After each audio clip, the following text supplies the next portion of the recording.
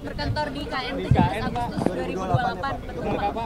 Ya, itu Pak Menteri PU yang menyampaikan, mungkin perintah beliau. Waktu beliau merintah saya, waktu mau menunjuk memang diharapkan tahun 2028 bisa di sana. Tapi sekarang udah udah lebih dijelaskan oleh Menteri PU. Jadi waktu perintah ke saya memang harus menyelesaikan ekosistemnya yudikatif, legislatif, dan yang sekarang baru eksekutif. Jadi mulai tahun ini kita siapkan ekosistem untuk kantor dan hunian yudikatif dan legislatif. Yudikatif kan MA, MK, yudisial, legislatif, DPR, MPR, DPD. Kalau ASN sendiri nanti pastinya bulan apa Pak? Menurut Menteri Pan-RB yang sekarang sedang kita siapkan, sedang kita hitung semua, itu mulai April.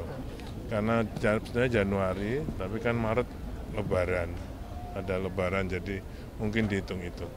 Kalau yang yudikatif dan legislatif baru akan dimulai 2025 ini. Kalau yang yudikatif dan legislatif targetnya kapan selesainya?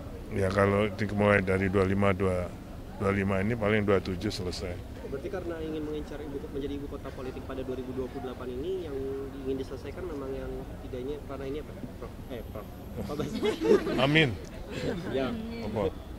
Eksekutif, legislatif, sama yudikatif ya Pak? Yang sekarang eksekutif sudah selesai Desember ini, tapi dengan feature yang dulu ya 34, Komenko-nya 4, sekarang kan 7. Jadi kita nanti akan bicarakan. Pak, kalau masjid IKN itu Pak, targetnya? Ya, mungkin kalau menurut kami kan mengkoordinasi dengan Kementerian PU, sekarang yang kerjakan kan masih Kementerian PU, itu Lebaran lah bisa dipakai. Lebaran 2025 berarti Pak? Berarti ntar ada 2 masjid negara atau gimana Pak, di IKN dan di Istiqlal juga?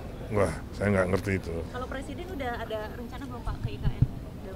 Menteri PU sedang mengusulkan beberapa peresmian, kami mengusulkan beberapa groundbreaking.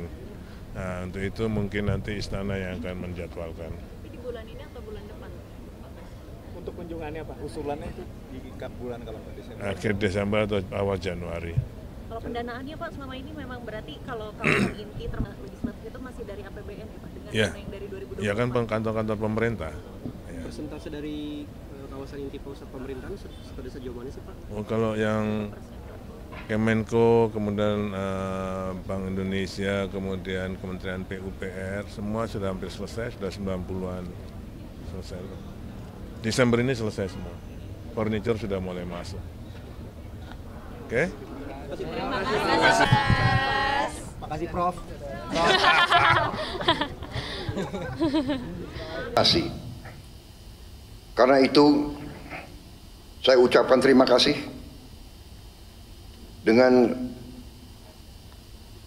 keberhasilan daripada kelompok-kelompok kerja yang selama ini bekerja di bawah koordinasi Ketua Dewan Ekonomi Nasional yang hari ini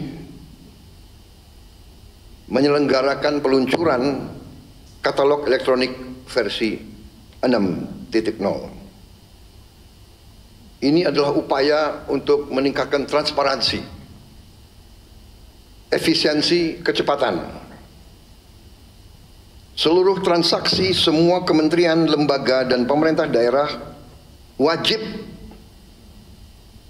memanfaatkan katalog elektronik versi 6 ini mulai tanggal 1 Januari 2025.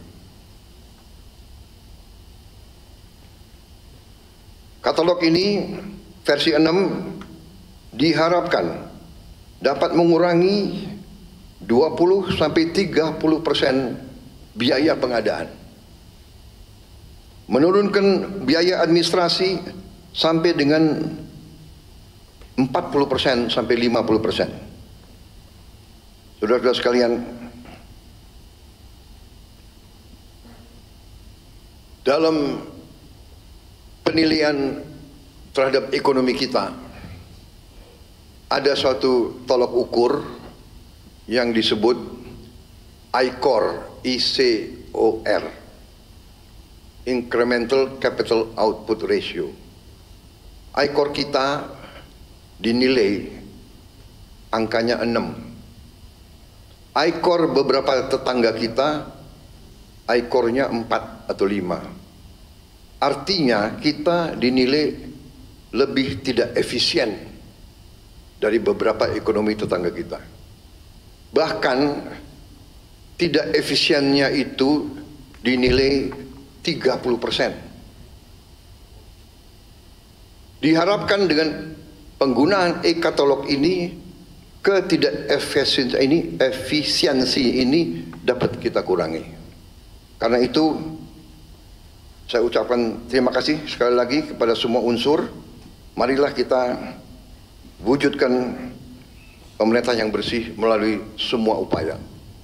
Antara lain dengan pengelolaan manajemen yang baik, leadership yang baik dari semua unsur, dan penggunaan teknologi.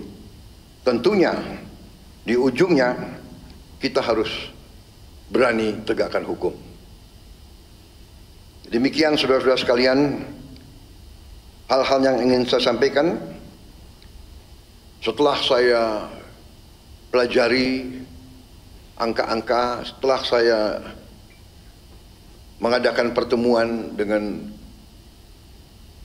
para menteri, juga kemarin saya ikut dalam rapat di Kementerian Dalam Negeri, bicara dengan, kalau tidak salah, 6.000 pejabat seluruh Indonesia.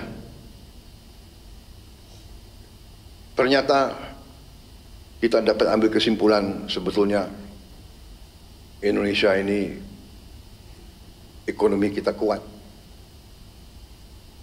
Tapi bisa lebih kuat lagi. Bisa lebih produktif lagi, sangat bisa menghasilkan uang lebih banyak lagi, sehingga kita bisa gunakan itu untuk menghilangkan kemiskinan, meningkatkan tingkat kemajuan pembangunan kita. Inflasi yang kurang lebih 1,55%, saya kira sangat jarang dalam sejarah dunia.